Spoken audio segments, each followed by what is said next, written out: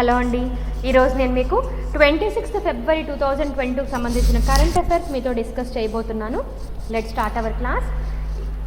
India ranks 43rd on international IP index 2022 after surveying 55 కంట్రీస్ని survey చేసిన తర్వాత ఎవరు సర్వే చేశారంటే యుఎస్ ఛాంబర్ ఆఫ్ కామర్స్ వాళ్ళు 55 కంట్రీస్ని సర్వే చేసిన తర్వాత ఇంటలెక్చువల్ ప్రాపర్టీ అంటే ఏంటంటే క్రియేటివ్నెస్ కానివ్వండి, లేకపోతే ఇన్వెన్షన్స్ కానివ్వండి, లిటరరీ కానివ్వండి, ఆర్టిస్టిక్స్ వర్క్స్ కానివ్వండి, ఇవన్నీ కామర్స్ డిపార్ట్మెంట్లో అన్నమాట. చేసినవి ఏవైతే ఉన్నాయో వేరే కంట్రీస్ అవి సర్వే చేసిన తర్వాత ర్యాంక్స్ ఇవ్వడం జరిగిందండి. అలా 55 కంట్రీస్ని సర్వే చేస్తే అందులో ఇండియాకి 43rd ర్యాంక్ వచ్చిందనమాట. సో ఎందులో 43rd ర్యాంక్ వచ్చిందంటే ఇంటలెక్చువల్ ప్రాపర్టీలో ఇండియాకి 43rd ర్యాంక్ ఇవ్వడం జరిగింది అవుట్ ఆఫ్ 55 కంట్రీస్. ఇందుకు ఎవరు ఇచ్చారు ఈ ర్యాంక్ అంటే యుఎస్ ఛాంబర్ ఆఫ్ కామర్స్ అండి. US chamber of commerce global innovation policy centre అనేది ఈ ఇండెక్స్ అనేది రిలీజ్ చేసింది. ఇంటలెక్చువల్ ప్రాపర్టీలో ఇండియాకి ర్యాంక్ ఎంత వచ్చిందంటే 43rd అండి. ఇంటలెక్చువల్ ప్రాపర్టీ అంటే ఏంటి? క్రియేటివ్నెస్ అండి. కామర్స్ డిపార్ట్మెంట్లో క్రియేటివ్నెస్ కానివ్వండి, ఇన్వెన్షన్స్ కానివ్వండి, వేరే అంశాలన్నీ దృష్టిలో పెట్టుకొని ర్యాంక్ ఇస్తే ఇండియాకి అందులో 43rd ర్యాంక్ రావడం జరిగింది.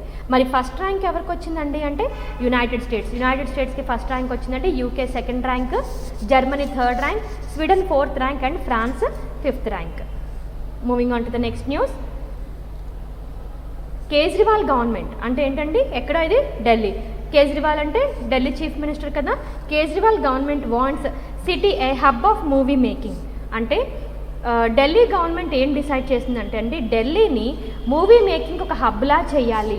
అంటే హాలీవుడ్ అయినా అవ్వచ్చు, బాలీవుడ్ అయినా అవ్వచ్చు, ఎవరైనా సరే అక్కడ మూవీ చేసుకోవడానికి అనుగుణంగా ఉండాలి ఆ ఏరియా అనేది అంతా అని చెప్పేసి కేజ్రీవాల్ గవర్నమెంట్ ఈ యొక్క పాలసీ అనేది తీసుకురావడం జరిగిందండి. So Delhi government will soon pitch the capital అంటే మన క్యాపిటల్ సిటీని as an international film making destination. International పరంగా కూడా ఎవరైనా సరే ఒక మూవీ తీయాలి అనుకుంటే ఢిల్లీ ఒక డెస్టినేషన్గా మారాలి అనే ఒక ఉద్దేశంతో అతని యొక్క ఇనిషియేటివ్ అనేది స్టార్ట్ చేయడం జరిగింది. Talking about the policy, deputy CM Manish Sisodia said in order to enable inclusive growth through tourism in the capital, the Delhi Film Policy 2020 was approved by the cabinet. దీన్ని క్యాబినెట్ అప్రూవల్ కూడా చేయడం జరిగింది. So ఇక మీదట ఢిల్లీ అనేది ఇంటర్నేషనల్గా film చేయాలి అనుకున్న వాళ్ళకి ఒక డెస్టినేషన్గా మారే అవకాశం ఉందని కేజ్రీవాల్ గవర్నమెంట్ చెప్పడం జరిగిందండి. Moving on to the next news. Interesting news అండి. Union minister Sarbanand Sonowal inaugurates Nikarshan Sadan dredging museum in Visakhapatnam. Dredging corporation of India is celebrating 45 years అనమాట. 45 ఇయర్స్ ఆఫ్ సర్వీస్లో భాగంగా ఆజాదీ కా అమృత్ మహోత్సవ్ ఉత్సవంలో భాగంగా యూనియన్ మినిస్ట్రీ ఆఫ్ పోర్ట్స్ అనమాట, ఎవరు అంటే సర్బానంద సోనోవాల్ గారు నికర్షన్ సదన్ అనే ఒక డ్రెడ్జింగ్ కార్పొరేషన్ మ్యూజియంని స్థాపించారు విశాఖపట్నంలో. ఇంతకీ ఏంటి ఆ మ్యూజియం ప్రత్యేకతలు అంటే, డ్రెడ్జింగ్ అంటే ఏంటి? తవ్వడం కదా. ఆ డ్రెడ్జింగ్ చేయడానికి డిఫరెంట్ టూల్స్ ఎలాంటివి ఉంటాయో, అది అండర్ వాటర్ అవనివ్వండి, సో ఎక్కడైనా సరే డ్రెడ్జింగ్ చేయడానికి అవసరమైన టూల్స్, ఎన్ని రకాల టూల్స్ వాడతారో అన్ని రకాల టూల్స్ని కూడా ఈ మ్యూజియంలో డిస్ప్లేస్ చేయడం జరుగుతుంది. సో డ్రెడ్జింగ్ కార్పొరేషన్ మ్యూజియం అనేది ఒకటి స్టార్ట్ చేశారు విశాఖపట్నంలో ఎస్టర్డే. ఇంతకీ ఎవరు స్టార్ట్ చేశారు అంటే సర్బానంద సోనోవాల్ యూనియన్ మినిస్టర్ గారు. దాని పేరు ఏం పెట్టారంటే నికర్షన్ సదన్. ఇక్కడ డ్రెడ్జింగ్కి కావాల్సిన టూల్స్ ఏవైతే ఉంటాయో అవన్నీ కూడా ఈ మ్యూజియంలో ప్రదర్శించడం జరుగుతుంది. Moving on to the next news. MSME Technology Center to be set up in Sindhudurg. Union Minister of Micro, Small and Medium Enterprises Narayan Rane has announced the establishment of MSME Technology Center with an outlay of 200 crores in Sindhudurg, Maharashtra. ఈ MSME centre ఏం చేస్తుందంటే it provide the best of technology incubation as well as advisory support to the industry, especially micro medium and small scale industries to enhance their competitiveness and provide skilling services for the employed and unemployed youth of the area to enhance their employability. అంటే micro small and medium enterprises sectors ఏవైతే ఉన్నాయో వాటికి best technology provide చేసినట్టుగా, incubation as well as advisory support కూడా ఇచ్చినట్టుగా ఈ చిన్న చితక ఇండస్ట్రీస్ పరిశ్రమలకి ఒక మంచి టెక్నాలజీ కానివ్వండి, అడ్వైజరీ కానివ్వండి, అవన్నీ ఇచ్చినట్టుగా ఒక టెక్నాలజీ సెంటర్ని స్థాపించారండి. ఎక్కడ అంటే సింధుదుర్గ్, మహారాష్ట్ర. సో అక్కడ ఈ యొక్క ఎవరు ఇనాగ్రేట్ చేశారు అంటే union minister of micro small and medium enterprises Narayan Rane గారు అనౌన్స్ చేశారనమాట. ఇలాంటి ఒక టెక్నాలజీ సెంటర్ అనే దాన్ని స్థాపించబోతున్నాం. 200 crores అంటే దీని గురించి కేటాయించారు.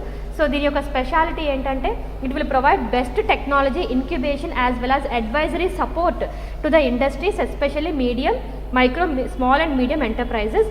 అది ఎందుకు ఉపయోగపడుతుంది అంటే to enhance their competence and provide skilling సర్వీసెస్ని ప్రొవైడ్ చేయడానికి ఇది యూజ్ అవుతుంది.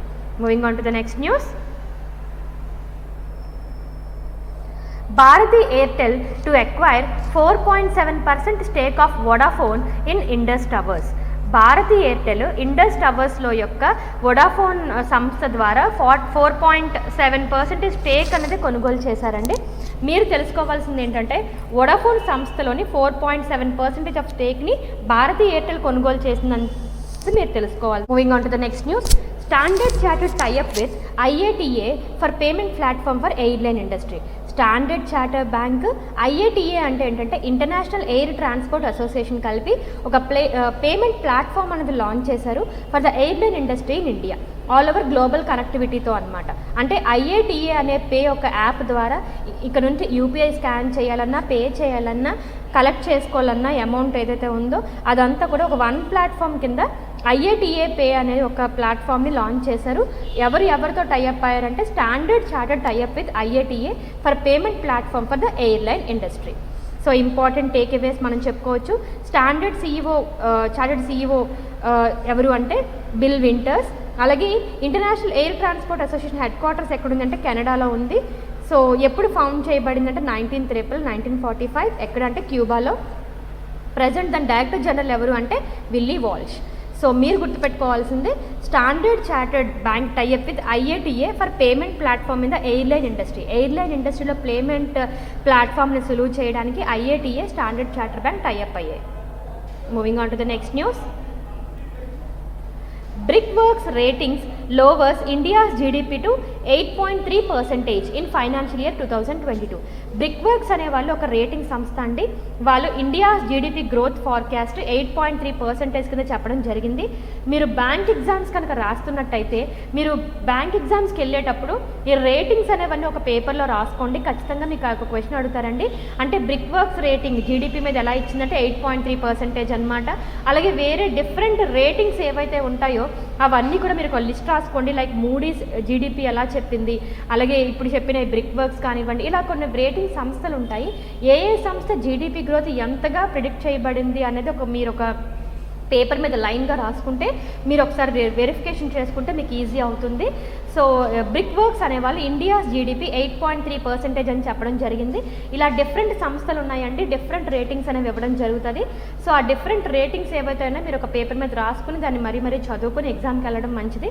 వాళ్ళు అడుగుతారండి, అంటే మూడీస్ ఇండియాస్ గ్రోత్ రేట్ ఎంతని చెప్పారు, అలాగే బ్రిక్వర్క్స్ సంస్థ ఇండియా GDP ఎంతని చెప్పింది. ఇలా డిఫరెంట్ రేటింగ్స్ ఉంటాయి కదండి. సో వాళ్ళు ఏ సంస్థ ఎలాంటి రేటింగ్ ఇచ్చింది ఇండియా GDP అని చెప్పేసి మనకు అడగడం జరుగుతుంది. ఇవన్నీ ఒక దగ్గర రాసుకుని వెళ్తే మీకు చాలా ఈజీగా ఉంటుంది ఎగ్జామ్లో. సో మీరు ఇప్పుడు తెలుసుకోవాల్సింది Brickworks ratings lowers India's GDP to 8.3%. Moving on to the next news. Union Bank launches Union MSME RuPay credit card. Union Bank అండి యూనియన్ MSME రూపే కార్డ్ అనేది ఒకటి లాంచ్ చేశారు. అంటే మైక్రో స్మాల్ అండ్ మీడియం ఎంటర్ప్రైజెస్కి credit card అండి ఇది. So దీన్ని ఎవరు లాంచ్ చేశారంటే Union Bank of India launch చేసింది. మీరు బ్యాంకింగ్ అవేర్నెస్ కనుక చదివినట్టయితే ఇలాంటి చాలా ఇంపార్టెంట్. అంటే యూనియన్ MSME రూపే కార్డ్ ఎవరు రిలీజ్ చేశారని మనకు అడిగితే మీరు చెప్పాల్సిన ఆన్సర్ యూనియన్ బ్యాంక్ అనమాట.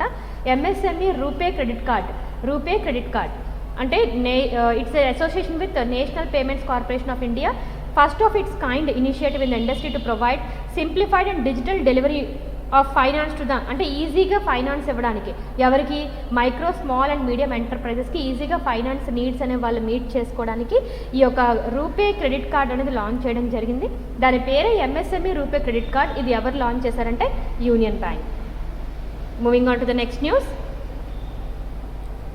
Third Indian Japan joint exercise ఎక్స్ధర్మ Guardian 2022. ఇది మల్టీలేటరల్ ఎక్సర్సైజ్ కాదండి. మల్టీలేటరల్ అంటే డిఫరెంట్ కంట్రీస్ కనుక జాయిన్ అయితే దాన్ని మల్టీలేటరల్ అంటారు. అదే టూ కంట్రీసే కనుక చేసే జాయింట్ ఎక్సర్సైజ్ అంటారు.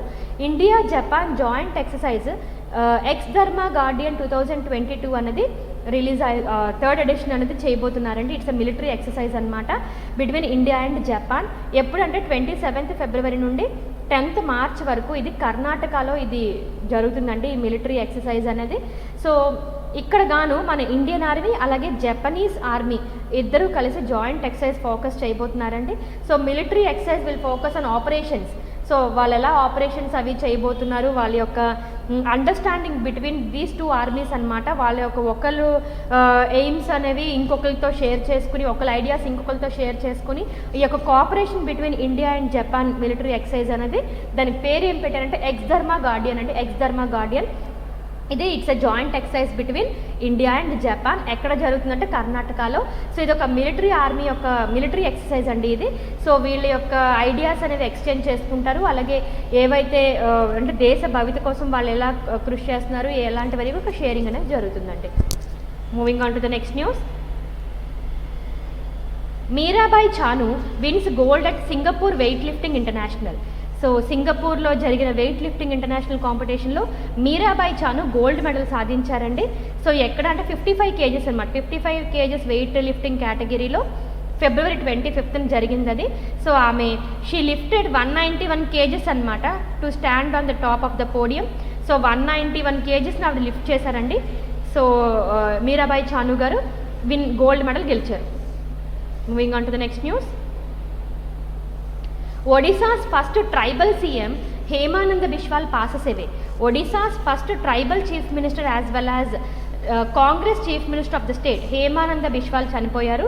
సో ఇతను ఒకవేళ మీకు క్వశ్చన్స్లో అడిగినప్పుడు హేమానంద బిశ్వాల్ ఎవరు అని మనల్ని అడిగితే మీరు చెప్పాల్సింది ఒరిస్సా యొక్క first tribal CM, first tribal chief minister. ఇక్కడ అండి ఒరిస్సాకి ఫస్ట్ ట్రైబల్ చీఫ్ మినిస్టర్ ఈయన చనిపోయారండి. So this is about the February 26th, 2022 news. Hope you like it. Thank you.